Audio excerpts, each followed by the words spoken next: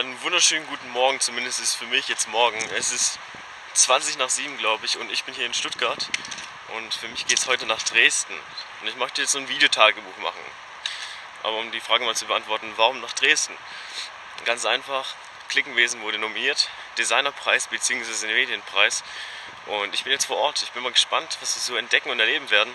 Und ich nehme euch sozusagen mit in Form eines Videotagebuchs. Und ja, ich bin jetzt gespannt, ich bin jetzt müde, ich hole mir erstmal einen Kaffee, also wir sehen uns.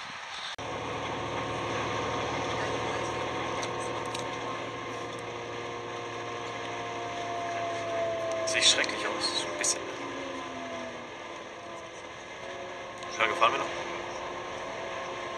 Dreiviertelstunde. Dreiviertelstunde.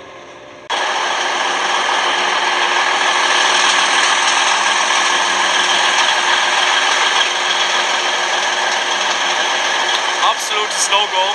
Die Deutsche Bahn. Ich schau mich nicht so an, Deutsche Bahn, Mensch. Die Deutsche Bahn kann nicht mal. Ich darf mich gar nicht so was sagen, ne? Das ist ja auf YouTube. Egal. Ja, trotzdem. Weil es geht gar nicht, dass ich 40 Minuten Verspätung habe. Oder 50 oder 80 oder. Nee, und ich finde Dresden jetzt automatisch richtig dreckig. Ich fahre nie wieder durch den Osten. Der Osten ist für mich tot. Wenn ihr aus dem Osten kommt, sorry aber.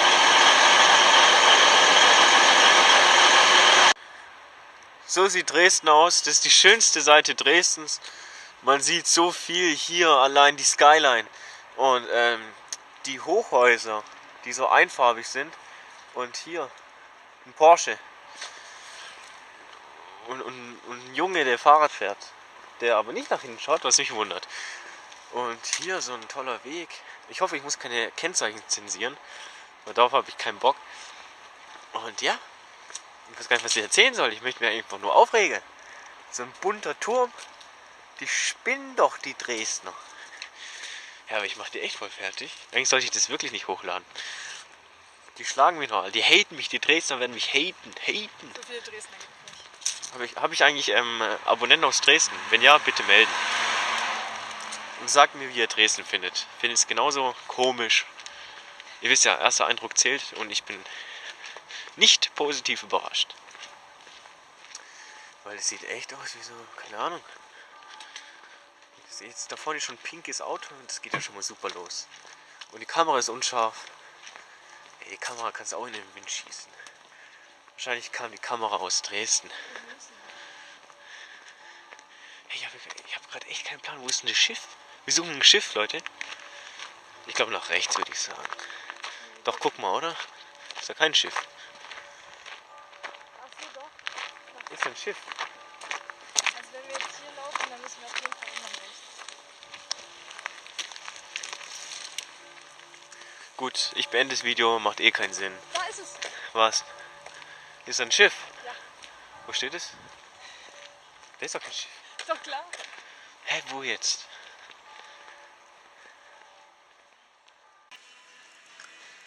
Nachdem wir dann im Hotel eingecheckt hatten, sind wir direkt zur Scheune Dresden gegangen. Hier fanden noch ein paar Vorbereitungen statt, weswegen noch nicht so viel los war, aber die ersten Preisträger sind dann nach und nach eingetrudelt und dann konnte es auch schon losgehen. Sehr interessant war es außerdem zu sehen, wie das Ganze noch aussah, bevor die ganzen Massen da waren. Wie man sehen kann, Stühle noch nicht besetzt und es wurde noch ein bisschen an der Technik gefeilt, am Sound, am Setting, am Beamer. Und es war wirklich sehr interessant mitzubekommen, wie das Ganze noch eben vor dem ganzen Launch dieser Party aussieht. Also, wenn für den einen oder anderen nicht spektakulär, ich fand es sehr interessant und amüsant. Tja, und dann um 19 Uhr die Präsentation. Wer meldet sich als erstes? Natürlich der Tex. Und deswegen dachte ich mir, ich nehme kurzerhand das Mikrofon und fange direkt mal an. Da die Tonqualität nicht so gut ist, hier die Einleitung meiner Rede.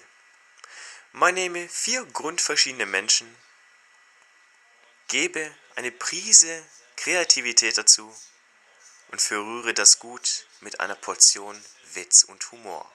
Daraus ergibt sich die wahrscheinlich schrägste und beknackteste Sitcom auf ganz YouTube. Klickenwesen. Und genau das war meine Rede. Es war interessant zu sehen, wie die Reaktionen darauf sind und vor allem auch wie die ganzen jüngeren Preisträger darauf reagieren. Also ich muss sagen, ich bin zufrieden und ich denke, ich habe eine akzeptable Rede gehalten. Natürlich gibt es immer Verbesserungen, aber ich denke mal, ich bin ganz stolz drauf und konnte das rüberbringen, was ich rüberbringen wollte.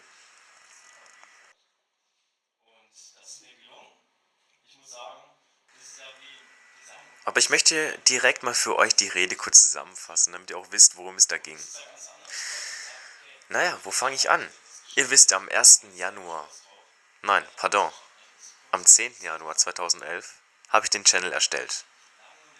Und ich dachte mir damals, hey Tex, du musst etwas Bahnbrechendes, etwas Spektakuläres, etwas vielleicht schon im positiven Sinne Beknacktes gestalten, was die ganzen Leute da draußen, die ganzen Zuschauer auf YouTube begeistern kann.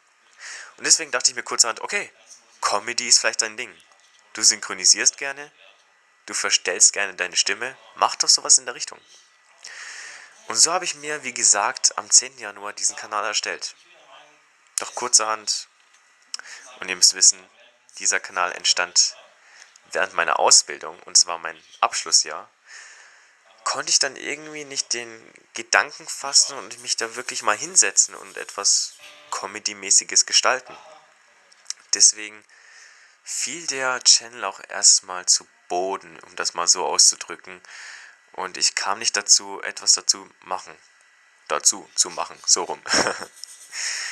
Naja, Mitte September war es dann soweit, beziehungsweise schon Mitte August, da fing die ganze Entwicklung an. Ich wollte erstmal mein Intro gestalten, beziehungsweise ich möchte ein bisschen früher anfangen und euch den Prozess erklären, die Idee dahinter. Wisst ihr, ich bin ja jemand, der kaum Fernsehen schaut. Aber ich muss zugeben, Sitcoms sind so mein Ding. Ich schaue sie mir gerne an. Damals Full House natürlich etwas ganz Großes. Heutzutage Victorious, iCarly, Drake und Josh. All diese Sitcoms haben es wirklich drauf und begeistern. Tag für Tag. Zumindest mich. Und aus diesem Grund dachte ich mir, vielleicht könnt ihr auch mal so eine Sitcom machen. Ganz nach dem Vorbild der amerikanischen Sitcoms. Leicht abgewandelt mit dem stärkeren Bezug, deswegen existiert auch YouTube, mit dem stärkeren Bezug zum Publikum, um es näher einzubinden. Naja, und so entstand Klickenwesen. Wie gesagt, mit der Aufgabe, auch als ganz kleiner YouTuber, mit dem, ich sag mal ganz vorsichtig, schwächsten Equipment, mit dem billigsten Equipment zu starten. Denn jeder hat mal mit einer etwas schwächeren Kamera angefangen. Aber gut, das Intro kennt ihr und wir spielen es gleich nochmal ab.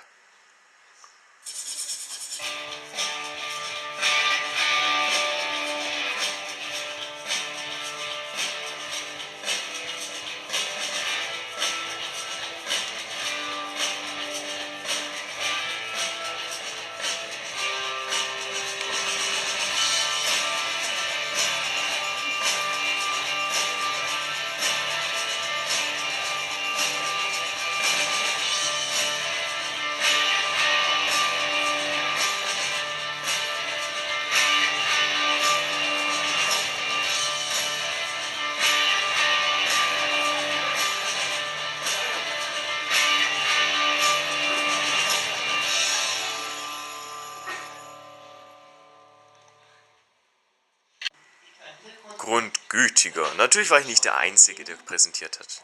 Auch diese netten zwei Zwillinge, mit denen ich leider nicht plaudern konnte, beziehungsweise irgendwie kam ich nicht dazu, auch die haben etwas gestaltet. Einen 9-minütigen Film,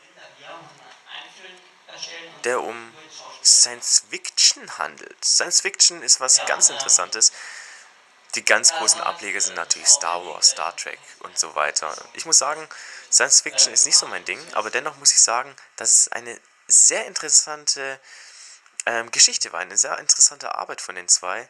Und die saßen wirklich, sie meinten 2 Tage an dem Dreh selbst und über einem Jahr an den Backgrounds. echt faszinierend. Und das, was ihr gerade sehen könnt, ist auch ein Film, A Fishy Tale. Und da ging es einfach darum, dass ein Fisch seine große Liebe sucht oder findet oder jedenfalls geht es darum, dass, ihr wisst ja, die Liebe da draußen, die Liebe ist so schmerzvoll und darum ging es auch in diesem Film. Gestaltet wurde das Ganze mit Blender, einem 3D-Programm und krass. Ich kann einfach nur sagen, dass es krass war. Auch die zwei schnieken Typen, zwei Brüder, wie man sehen kann, nicht zuletzt an den Outfits, haben auch einen Film präsentiert, also irgendwie sehr filmlastig, muss ich sagen. Soll jetzt nicht schlecht sein, aber ich muss sagen, es gab vorwiegend Filme. Und sie haben Facebook mal ein bisschen genauer beleuchtet, analysiert. Was sind so die Fallstricke? Worauf sollte man achten? Und wie verhält man sich im Netz, vor allem auf Social-Media-Seiten wie Facebook und Twitter? Wirklich eine sehr interessante Präsentation und auch ein sehr interessanter Film.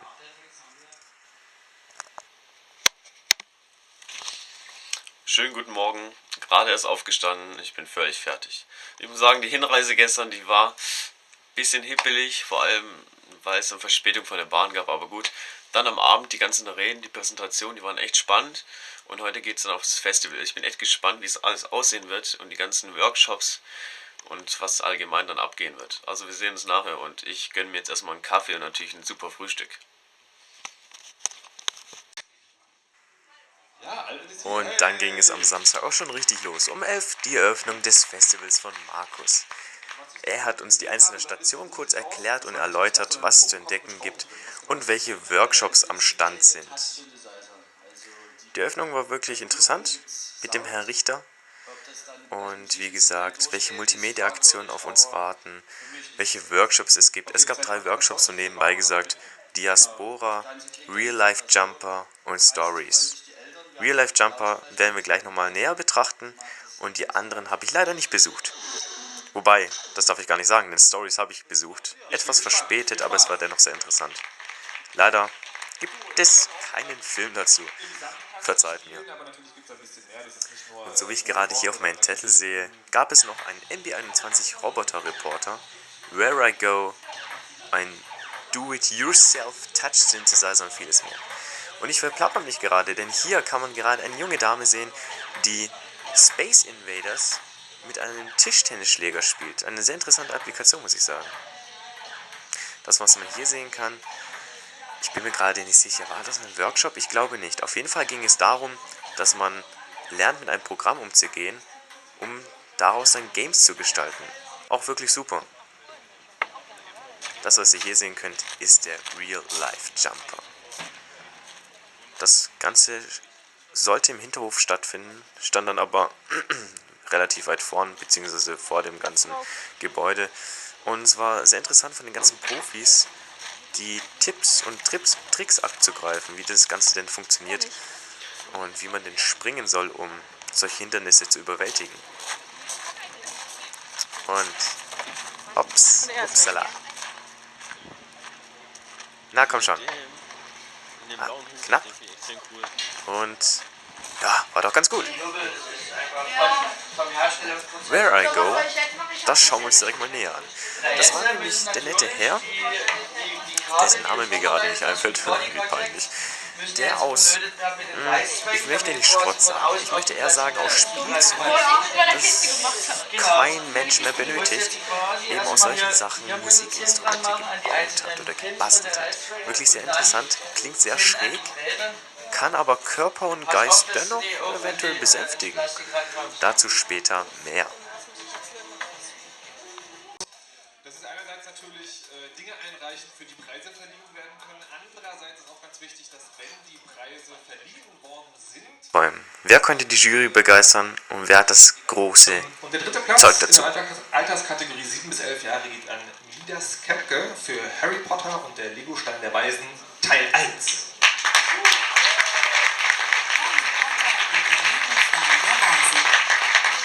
Die fabelhafte Welt des Zauberlehrlings Harry Potter hat es dem 10-jährigen Midas angetan. Die Geschichten und Hörbücher inspirierten ihn, selbst zum Stift zu greifen und sein eigenes Drehbuch zu schreiben. Dann erweckt er Lego-Figuren zum Leben.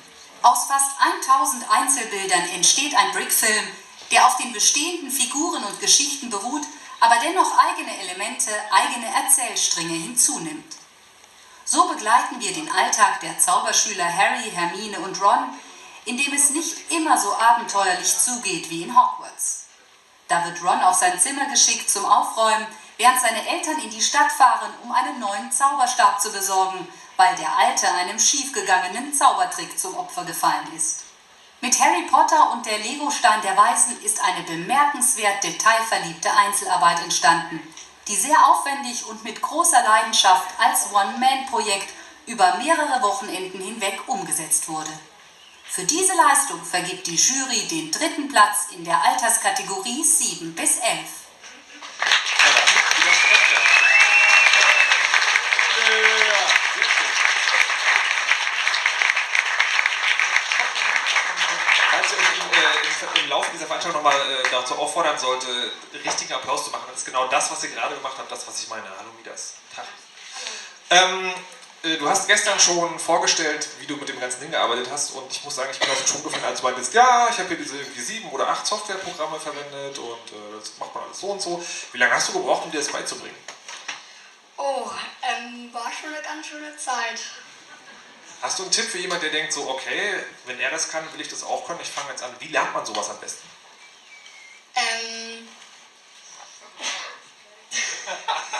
Einfach machen oder hast du dir irgendwo Hilfe geholt?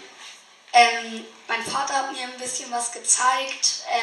Dann kann man auch erstmal selber so ein bisschen arbeiten. Dann merkt man, okay, hier ist noch ein Fehler, das kann ich nochmal so und so verbessern. Oder ich brauche noch das und das.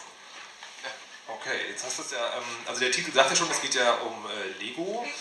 Hast du da mit der Firma irgendwie eine Abmachung? Nein, wir haben mal versucht, den Film auf die Lego-Website zu stellen, hat aber leider nicht geklappt. Hast du die Gebäude eigentlich alle selber gebaut oder gibt es die sozusagen so, wie die da stehen, auch als Packung zu kaufen? Das sind alles Lego-Sets, die man selber bauen muss. Im neuen Film, inzwischen ist ja auch der 2. Teil draußen, ist ja der gesamte Hogwarts Express. Da gibt es zwar schon inzwischen 4 Sets davon, das ist aber Marke Eigenbau. Wow, nicht schlecht. So, jetzt ist, das war gestern schon auch bei der Vorstellung so, du hast die ganze Zeit betont, das sei Teil 1. Es gibt jetzt auch schon Teil 2. Wie viele Teile wird es insgesamt geben? Och, das wissen wir noch nicht. Also, wir wissen noch nicht, wann die finale Schlacht kommen soll, aber Okay, für die finale Schlacht warten wir dann vielleicht, bis du in der entsprechenden Altersfreigabegruppe angekommen bist. Aber auf jeden Fall auf dem Weg dahin helfen dir vielleicht 150 € in ein Softwarepaket von Magix. Vielen Dank fürs Vorbeikommen und vielen Dank für die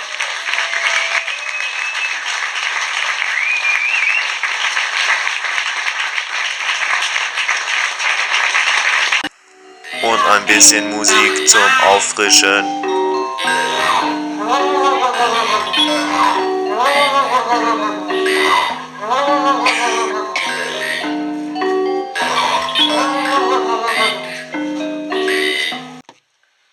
Hey Leute, gerade eben war die Preisverleihung MB21 und ich kann mit Stolz sagen, dass ich etwas erreicht habe, denn ich habe den 3. Platz in der Altersklasse 16 bis 21 gemacht.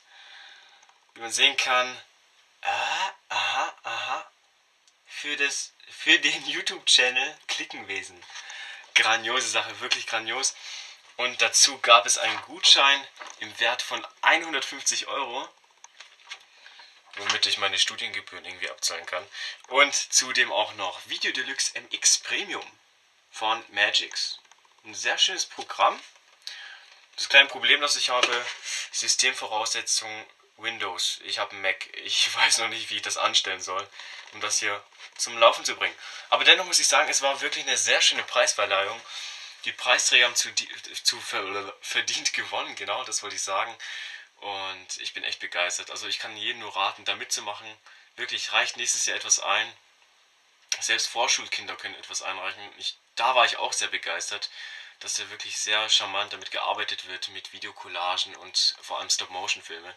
Also traut euch wirklich, macht da mit.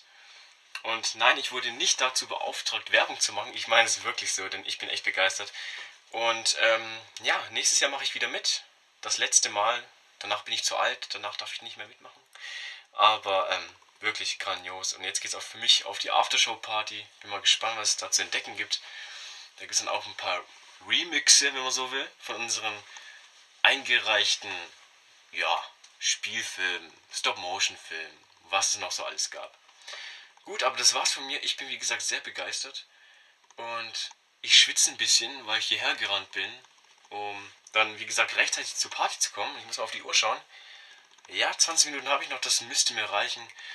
Und zum Schluss möchte ich mich, auch wenn das Videotagebuch noch nicht zu Ende ist, ganz herzlich bei euch bedanken, denn ohne eure Hilfe, ohne meine Abonnenten, wäre ich niemals hier gewesen. Ich meine, ein YouTube-Channel mit 0 Abonnenten, das wäre ein bisschen kritisch. Und innerhalb 2 Monate habe ich jetzt 400 Abonnenten erreicht und nur dank eurer Hilfe.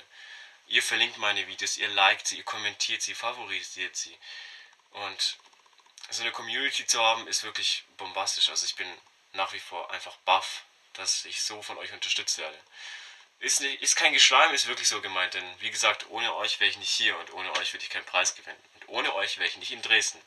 Okay, aber ich möchte nicht zu lange rumreden, denn jetzt geht es für mich auf die Aftershow-Party. Danke und wir sehen uns dann in aller Frische morgen zum letzten Tag des Videotagebuchs. Haut rein! Einen wunderschönen guten Morgen, meine Damen und Herren. Herzlich willkommen zu meinem allerletzten Videoblog-Tag, wenn man so will.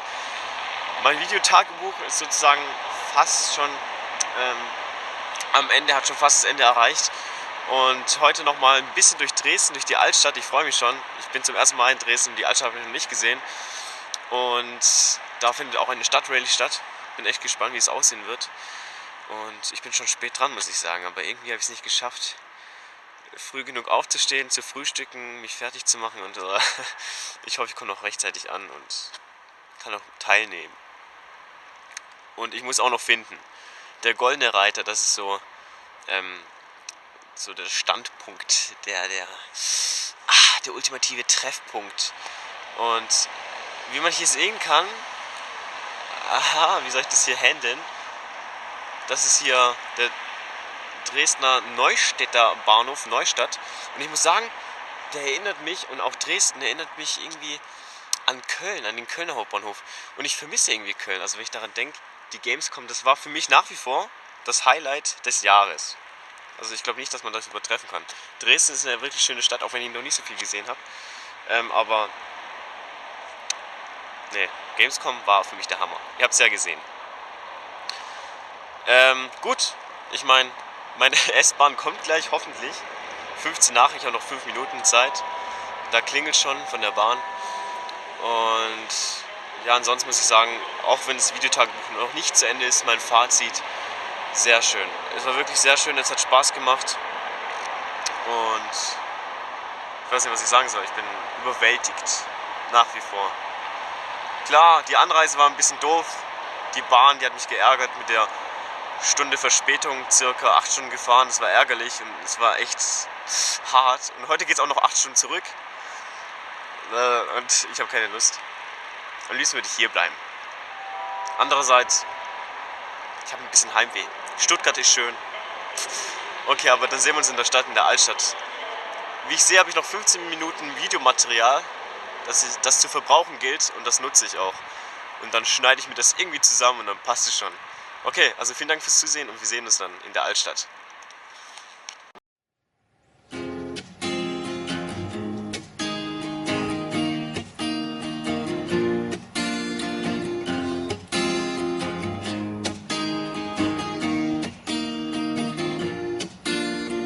Robert's got a quick hand. He looks around the room. He won't tell you his plan. He's got a rolled cigarette hanging out his mouth. He's a cowboy kid. Found a 6-shooter gun in his dad's closet, hidden in the box of fun things. I don't even know why, but he's coming for you. Yeah, he's coming for you. All the other kids with the pumped up kicks, you better run, better run. I've drawn my gun. All the other kids with the pumped up kicks, you better run, faster than my bullet. All the other kids with the pumped up kicks, you better run,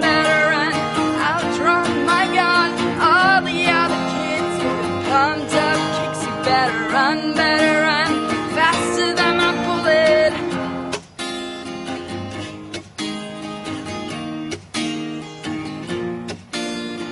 Daddy works a long day. He'll be coming home late. Yeah, he's coming home late. He's bringing me a big surprise. There's dinners in the kitchen and it's packed and nice. I've waited for a long time. Yeah, this light in my hand is now a quick pull trigger. I reason with my cigarette. Say your hair's on fire, you must have lost your wits. All the other kids with the pumped up kicks, you better run, outrun my gun. All the other kids with the pumped up kicks, you better run, faster than my bullet. All the other kids with the pumped up kicks, you better run, outrun my gun.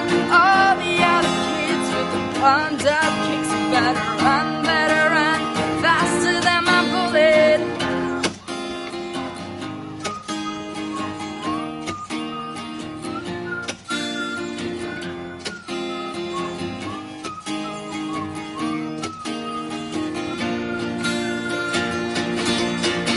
All the other kids with the pumped up kicks, you better run, outrun my gun.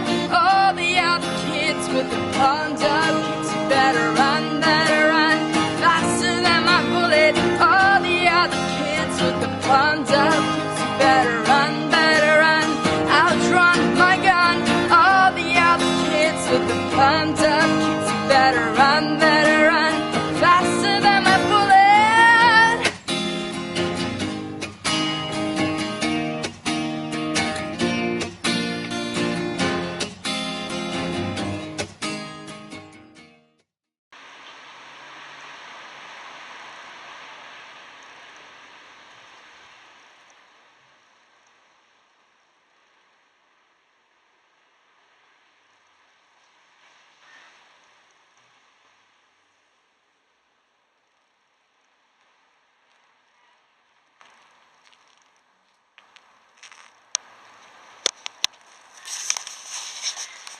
Also ich muss wirklich sagen, Dresden ist eine wirklich wunderschöne Stadt. Ich genieße es wirklich. Ich genieße es wirklich sehr. Und ich habe noch exakt 3 Stunden, bis mein Zug kommt. Dann geht's zurück nach Baden-Württemberg. Irgendwie traurig, andererseits auch ein bisschen schön, wieder nach Hause zu fahren. Ich kann es nicht so richtig beschreiben und ich weiß noch gar nicht, was ich jetzt genau denken soll. Aber ich muss sagen, ich vermisse Dresden jetzt schon. Wenn ich daran denke, dass ich jetzt gerade eben hier an der Elbe entlang gelaufen bin, bei dem bombastischen Wetter, schon ein schönes Gefühl. Naja, ich setze mich jetzt noch in einen Café, trinke was, vielleicht ein Croissant oder sowas noch dazu und dann entdecke ich die letzten Plätze sozusagen für mich heute in Dresden. Also wir sehen uns.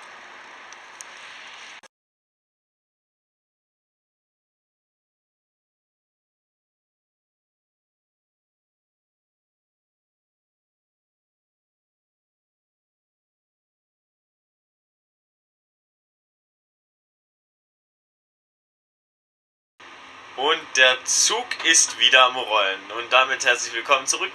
Ich bin gerade hier im Zug im Intercity Express von Nürnberg nach Stuttgart. Es geht nach Hause. Die ersten 4 Stunden habe ich hinter mir. Ich habe ein bisschen gepennt. Zumindest habe ich das Gefühl, dass ich das getan habe. Aber dennoch muss ich sagen, ein bisschen müde bin ich immer noch nach wie vor. Klar, ist noch ein bisschen spät und 5 Stunden Fahrt sind schon ein harter Tobak. Und ja, jetzt genieße ich hier, ich habe ein Abteil für mich allein, deswegen kann ich auch in Ruhe Video bloggen. Und mit dieser Sequenz sozusagen möchte ich auch mein Videotagebuch beenden. Sind wir jetzt im Tunnel oder was? Ja, mein erstes Videotagebuch möchte ich jetzt beenden. Ich hoffe, es hat euch gefallen. Ich hoffe, ich habe das irgendwie gut rübergebracht für mein erstes Videotagebuch. Mal was ganz anderes von mir. Normalerweise mache ich habe schon so vieles gemacht, wisst ihr ja, aber so ein Videotagebuch zum ersten Mal. Und mein Fazit habe ich mehr oder weniger schon abgegeben, dennoch kurz von mir Feedback. Dresden war mega toll. Die Anreise, wie gesagt, ich wiederhole mich da, war nicht so berauschend, aber danach ging es echt bergauf. Vor allem ab der Präsentation war es Hammer. Dann NB21, tolles Festival. Nächstes Jahr bin ich auf jeden Fall dabei. Wenn die Jury mich nicht aussucht, dann eventuell auch, wieso nicht? Ist auf jeden Fall sehenswert, keine Frage. Und die Altstadt gestern, beziehungsweise heute ist es ja eigentlich noch, war auch wirklich wunderschön. Ihr habt die Sequenzen gesehen, ihr habt die Aufnahmen gesehen. Und ich hoffe, es hat euch gefallen. Ihr konntet auch von Dresden, wenn ihr nicht Dresdner seid oder Dresdnerin, konntet ihr vielleicht einen kleinen Einblick bekommen, wie die Stadt aussieht. Und ich kriege Besuch von Fahrkartenkontrolleuren. Ach, der Abschied gerade war doch so grausig, weswegen ich das nochmal aufnehmen wollte. Der Fahrkartenkontrolleur, also wenn der das Video sieht, dann hoffe ich doch, dass der einen Schauer bekommt. Weil der hat mich total aus dem Konzept gebracht und der Abschied war so richtig mies, deswegen nehme ich das nochmal auf und hänge das einfach hinten dran. Ja, ich möchte mich wirklich nochmal sehr herzlich bei euch bedanken, denn ohne euch wäre ich nicht in Dresden gewesen. Und meine Frage an euch, die allerletzte Frage in diesem Video. Habe ich Fragen gestellt? Weiß ich gar nicht. Nee, ich glaube nicht. Wie fandet ihr das Video denn überhaupt? Und sollte ich öfter solche Videotagebücher machen, wenn ich unterwegs bin? Lohnt es sich? Bekommt ihr da einen Einblick und findet ihr das interessant oder würdet ihr eher sagen, ja gut, muss nicht zwingend sein? Ansonsten würde ich mich wie immer sehr, sehr, sehr über einen grünen Daumen freuen, denn ihr wisst ja, ein grüner Daumen, das zeigt mir, dass ich einen grünen Daumen habe und das wiederum zeigt mir, dass ich mehr Gartenarbeit leisten sollte, weil ich das irgendwie kann oder so ähnlich. Ja, lassen wir das. Ansonsten favorisiert, kommentiert, liked es, das habe ich schon gesagt. Und zeigt es euren Freunden und lasst die Community weiter wachsen, weiterleben.